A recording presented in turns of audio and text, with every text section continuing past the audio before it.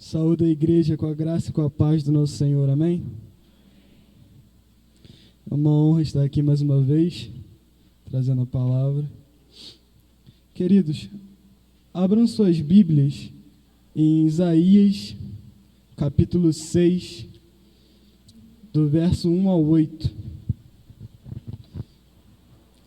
Profeta Isaías, capítulo 6, do verso 1 ao 8.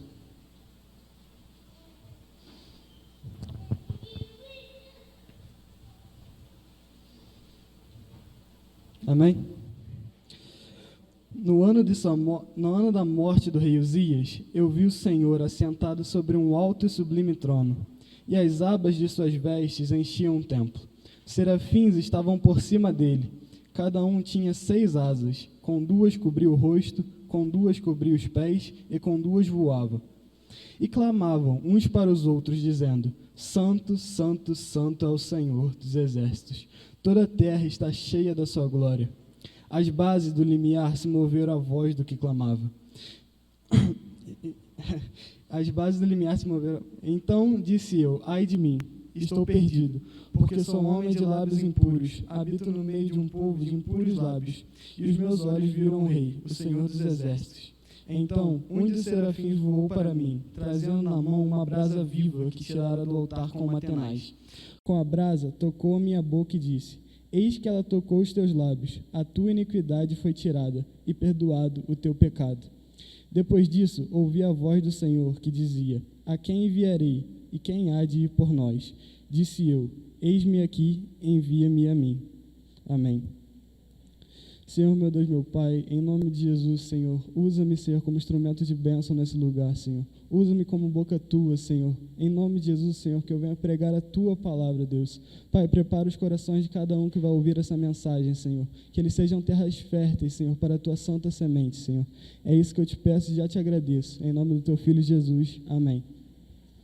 Queridos, esse texto aqui foi um texto que eu estava lendo e quando eu encontrei e li ele pela primeira vez, eu confesso que eu não entendi.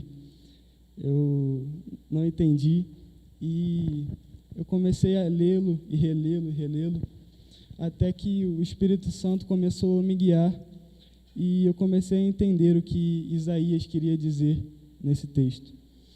E logo nos primeiros versos, do verso 1 ao 4, Isaías quer demonstrar a glória de Deus para a gente. Isaías começa a descrever que ele foi levado para a sala do trono e viu Deus no seu alto e sublime trono, com serafins por cima dele voando e clamando: Santo, Santo, Santo é o Senhor dos exércitos. E os serafins não podiam ver a glória de Deus, porque eles cobriam o seu rosto e as suas pernas. E quando eu entendi que Isaías queria mostrar a glória de Deus, eu comecei a entender que nós não estamos entendendo com quem estamos tratando. Nós muitas vezes vimos para a casa de Deus como se fosse nada. Muitas vezes oramos, nos colocamos nos joelhos e não entendemos o tamanho do nosso Deus. Não entendemos que Ele é soberano. Não entendemos que Ele é grande, que Ele é fiel. Isaías 40, ele mostra um pouco da glória do nosso Deus. O pastor Washington gosta muito desse texto. E é um texto que é incrível. Isaías 40, do 12 ao 18, vai relatar um pouco da glória do nosso Deus, um pouco do tamanho do nosso Deus. E muitas vezes não entendemos isso. Vou ler. A majestade do Senhor, verso 12. Quem, na concha de sua mão, mediu as águas e tomou a medida dos céus a palmos? Quem recolheu na terça parte de um efa o pó da terra e pesou os montes em romanas e os outeiros em balanças de precisão? Quem guiou o Espírito do Senhor, ou como seu conselheiro o ensinou? Com quem tomou ele conselho para que lhe desse compreensão? Quem o instruiu na vereda do juízo e lhe ensinou sabedoria e lhe mostrou o caminho do entendimento? Eis que as nações são consideradas por ele como um pingo que cai num balde e como um grão de pó na balança. As ilhas são como pó fino que se levanta. Nem todo o Líbano basta para queimar, nem os seus animais para um holocausto. Todas as nações são perante ele como coisa que não é nada. Ele as considera menos do que nada, como um vácuo. Com quem comparareis a Deus? Ou que coisa semelhante confrontareis a Ele? Esse é o Deus que servimos. Deus é um Deus soberano e a sua glória deve estar reluzindo na sua vida. Muitas vezes nós fazemos planos, 2021 está chegando, e muitas vezes fazemos planos para a nossa vida, muitas vezes queremos metas, queremos um cargo melhor, queremos um casamento, mas muitas vezes isso é para a nossa própria glória. Hoje em dia nós perguntamos para as crianças, para mim mesmo, algum tempo atrás, e parava para pensar, o que você quer ser quando crescer? E muitas dizem, eu quero ser rico. Mas por que você quer ser rico? Você quer ser rico para a sua própria glória? Você quer ser rico para o seu próprio eu, para fartar você mesmo? Deus, a sua vida deve glorificar a Deus a todo instante. 1 Coríntios 10:31 diz, portanto, quer comais, quer bebais, ou façais qualquer outra coisa, fazei tudo para a glória de Deus. Todas as nossas ações devem glorificar a Deus. Tudo que fazemos, todos os nossos planos, as nossas metas, tem que glorificar a Deus. O fim principal do homem é glorificar a Deus e gozá-lo eternamente. Nós, muitas vezes, não entendemos isso. E por isso que, muitas vezes, caímos de cara nos nossos planos, nas nossas metas, porque o nosso fim é nós mesmos, a nossa cobiça, a nossa avareza. Olhamos para nós mesmos e não glorificar e exaltar o nome do nosso Deus. O profeta Jeremias, no capítulo 9, versículo 23 e 24, descreve a nossa glória. Qual é a nossa glória? Qual é o nosso objetivo? Profeta Jeremias diz assim, assim diz o Senhor, não se glorie o sábio na sua sabedoria, nem o forte na sua força, nem o rico nas suas riquezas, mas o que se gloriar, glorie-se nisto, em me conhecer e saber que eu sou o Senhor, e faço misericórdia e juízo na terra, porque destas coisas me agrada, diz o Senhor. O Senhor é grande, a nossa glória é conhecer ao Senhor, a nossa glória é ter conhecimento dEle, a nossa glória é servi-lo a todo instante, a todo momento. A nossa glória é saber que Ele é Deus e que enviou seu Filho por mim e por você, para nos salvar e nos redimir do nosso pecado. Ontem eu estava no Instagram, abrindo um parêntese, ontem eu estava no Instagram e veio uma propaganda do Instagram, do Evangelho, e uma coisa que me interessou muito, e dizia assim, René Descartes diz, penso, logo existo. Mas Deus não existe, porque existir está condicionado à existência. E a existência é tudo aquilo que teve início. E Deus não teve início. Deus diz, eu sou, porque Ele sempre existiu para trás, Ele sempre vai existir. Deus não está condicionado à existência. Ele é. Eu sou, diz o Senhor. E isso foi um baque muito grande para mim, porque tudo que existe porque teve um início, mas Deus não teve um início. E esse é o tamanho do nosso Deus, e esse é a glória do nosso Deus. E nós devemos reconhecer isso a todo instante, a todo momento, que Ele é grande, Ele é fiel.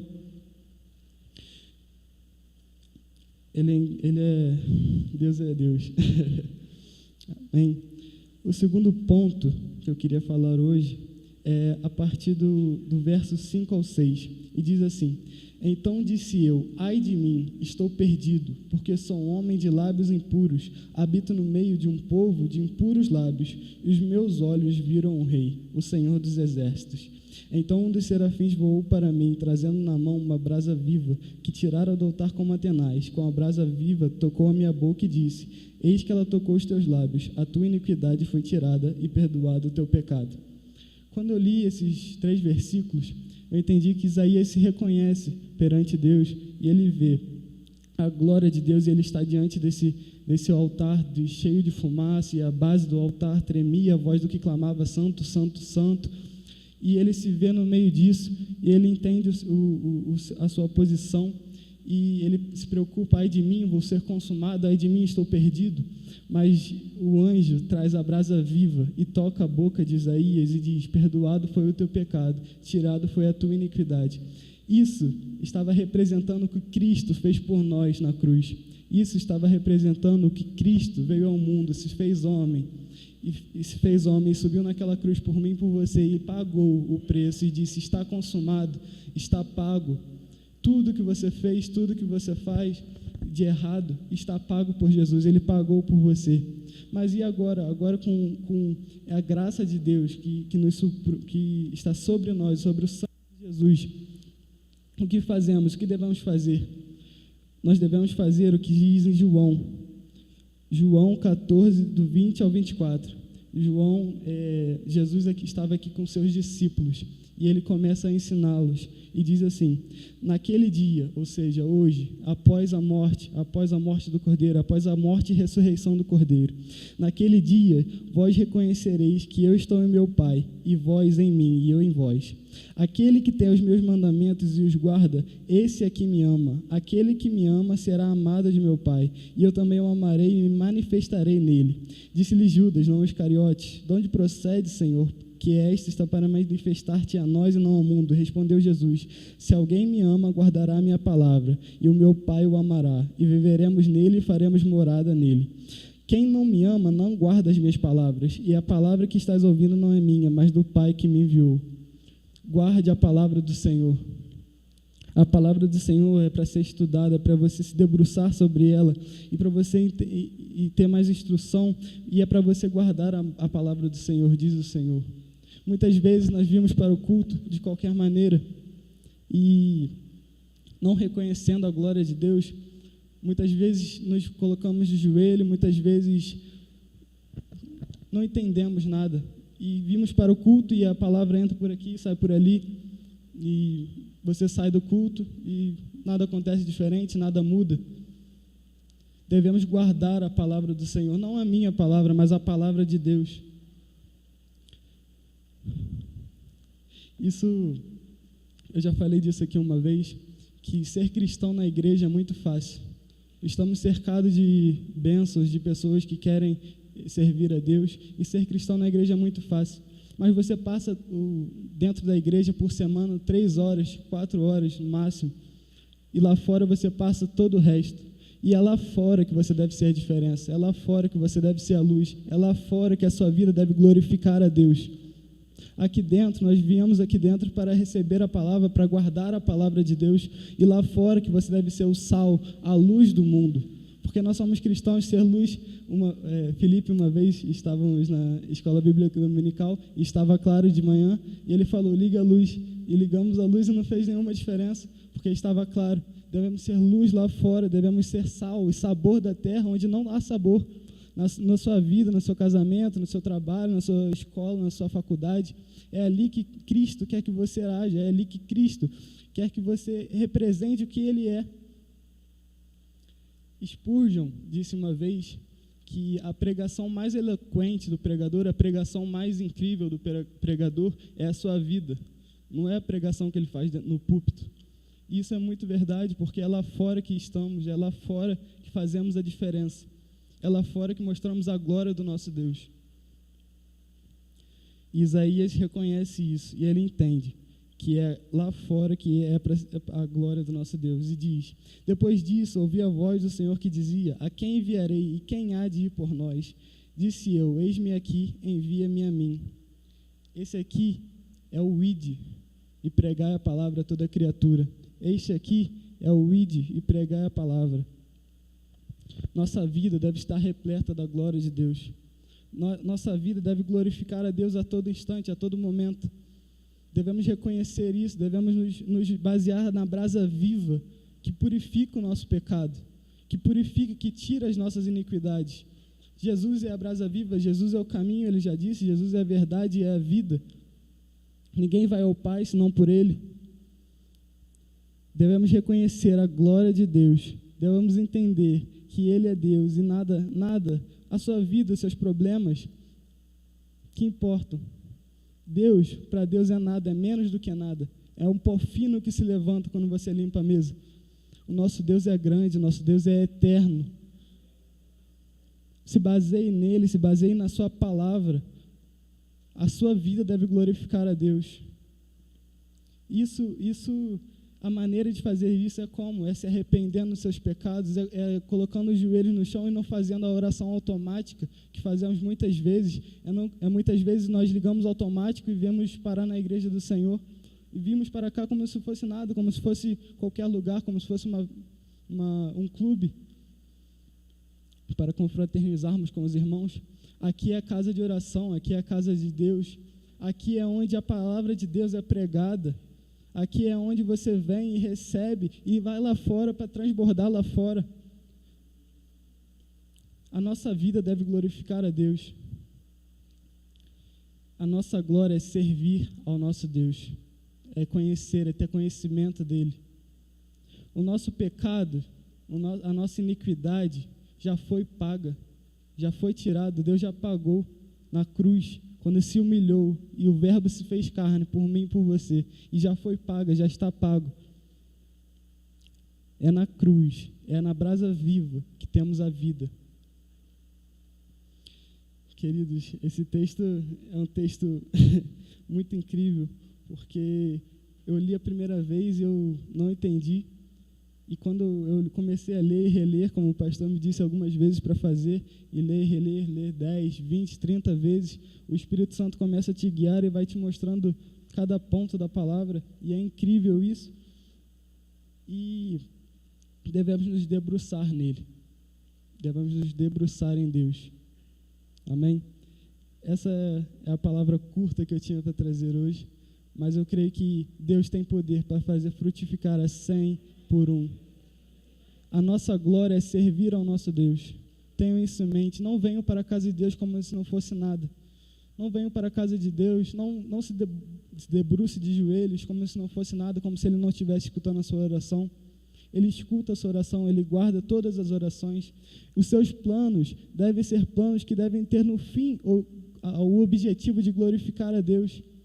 Você quer casar, você quer ser rico, por quê? Para o seu próprio eu, pela sua própria barriga? Não, isso está errado. Você deve ter o fim, o objetivo de glorificar a Deus na sua vida. Esse é o objetivo do ser humano. E as filosofias desse mundo diz, não, você tem que se alimentar do seu eu, você tem que satisfazer a sua carne, e está errado. Está errado, nós devemos se arrepender, devemos mortificar a nossa carne e frutificar no Espírito. A nossa glória é servir a Deus. Amém? Essa é a palavra que eu tinha para trazer hoje. Que Deus possa abençoar a vida de vocês. Amém. Glória a Deus. Aleluias. Vamos ficar de pé, amados.